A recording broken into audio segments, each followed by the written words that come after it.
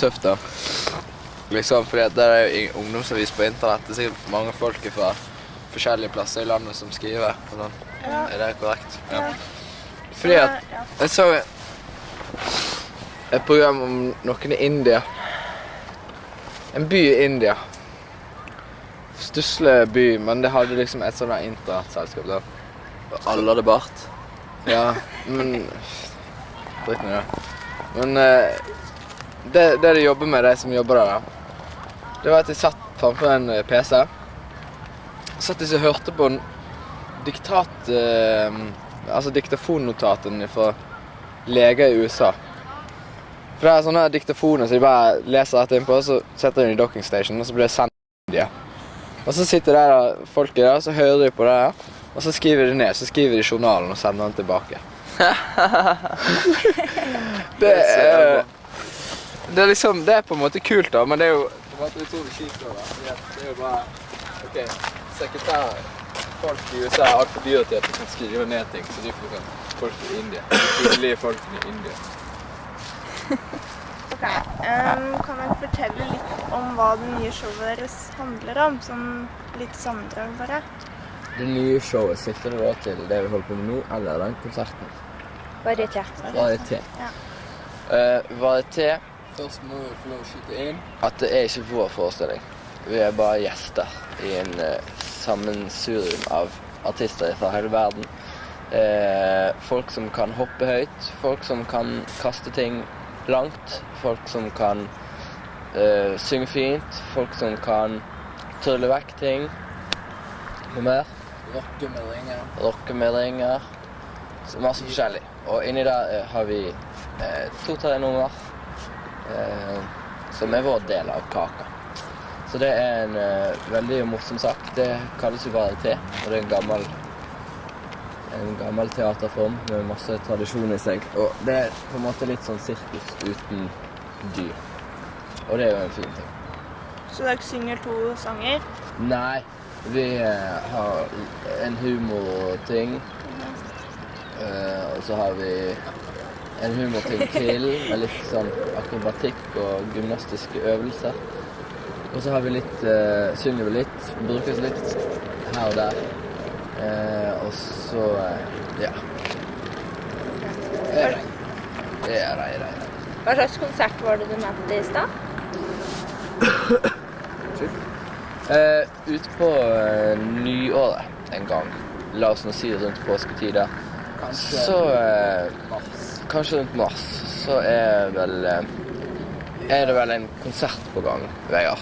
Det kan jeg bekrefte, og det er en konsert som vi har turnert rundt det ganske land med. Ok, så den inneholder både humor og musikk da. Ja, det er jo hovedsakelig basert på musikk, men det blir selvfølgelig ikke en dødsalvorlig konsert. Men det som er saken er jo at vi hadde premiere på den 21. mai i år da, 2003.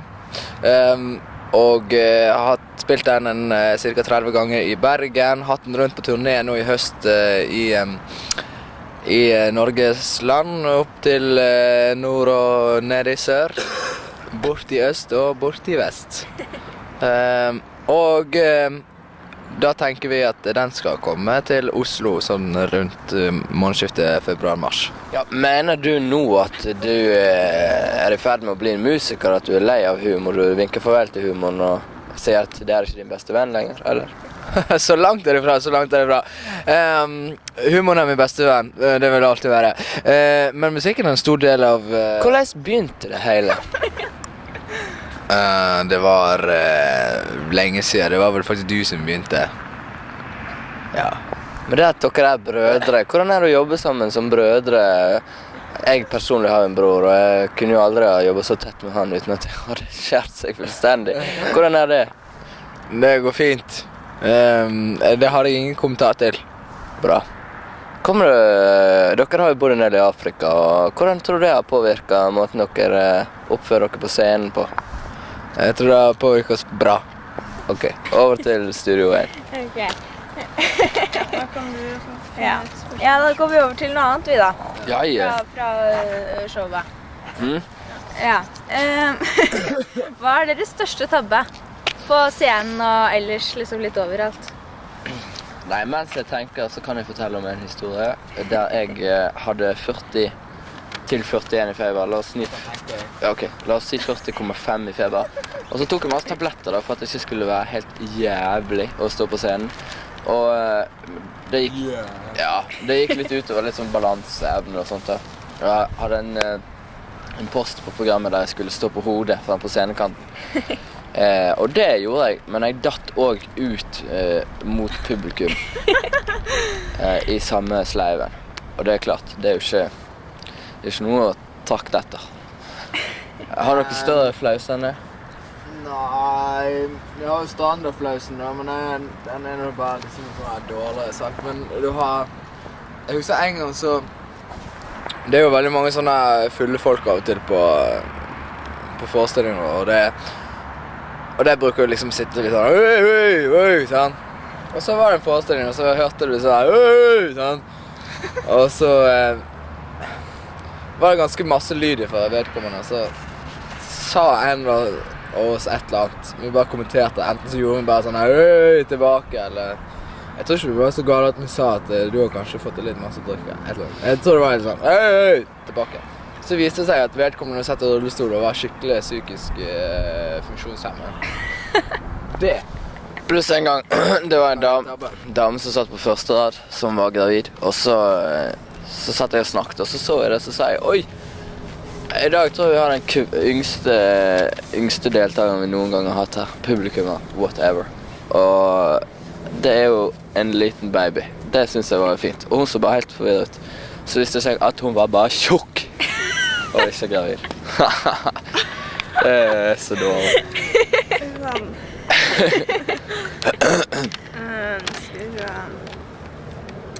Hva er deres største opplevelse noen gang?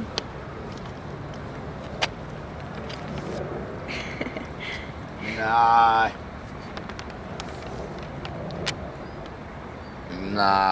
Dere er mye kultivere, altså. Ja.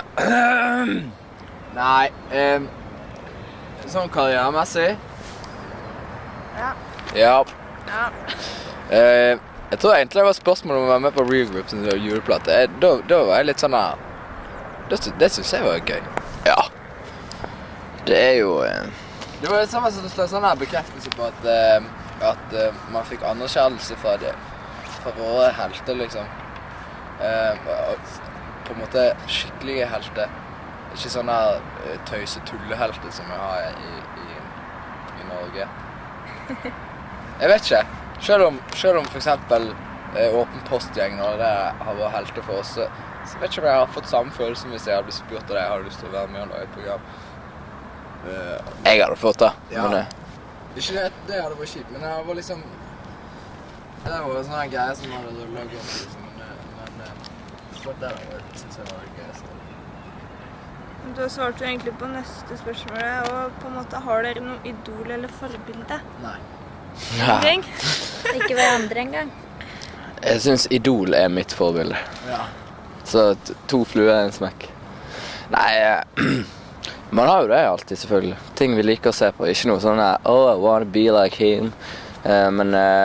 Sånn ting forandrer seg jo. Gjør det. Vi har jo sett veldig masse på Åpen post og Monty Python og... Det er en Åpen postpose. Der må du filme.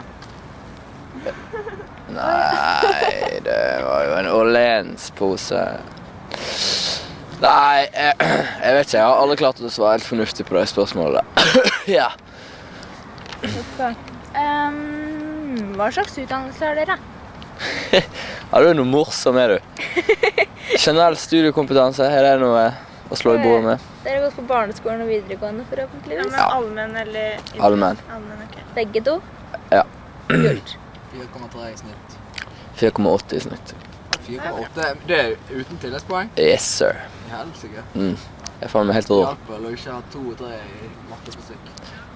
Ja, det hjelper Jeg ikke. har nettopp blitt flyger da. Så det er jo en utdannelse jeg kan slå i bordet. Det ble jeg på tirsdag. Så tirsdag faktisk, du er heldig. Ja, heldig. Jobber, vet du. Jobber for det. Har du ikke noe mål for fremtiden? Nei. Nei. Ok. Men jeg har bare lyst til å... Nei. Jeg driter i det. Mål. Ok, litt mål. Ja, hvordan går det med kjærligheten? Kjærligheten, Ja, det går bra. Greit. Kjærligheten... Altså, vi er jo brødre, så det blir liksom ikke noe sånn her kjærlighet. Det blir mer. Jeg har et veldig profesjonelt forhold. Men det går helt fint. Hva var dette for? Jeg skal bare ta en dokk, jeg fikk så vondt i halsen. Vi lurte på om dere kunne være så snill å synge den landsangen til oss, vi. Den er lange. Ja. Også litt sakte, slik at vi kan skrive det opp. Ikke så veldig sakte. Ja, men litt Han finnes på internett, det er ikke vi som har lagd den. Vi har så treg data. Ja, med alle dem landene der, så går det. Skal vi se. Skal vi synge den også? Ja, litt sakte. United States, Canada, Mexico, Panama, Haiti, Jamaica, Peru, Republic Dominica, Cuba, Caribbean, Hawaii, Puerto Rico, Colombia, Venezuela, Honduras, Guyana, Panama, Bolivia, Argentina, Ecuador, Chile, Brasil, Costa Rica, Jeg gleder litt ut. Det var så pinlig nå. Herre jordbær. Kan du den? Jeg kan første verset. Det var så pinlig når det kom folk forbi. Da skulle snu en halvsnøse. Ok. Nå. Hvorfor litt tipsy?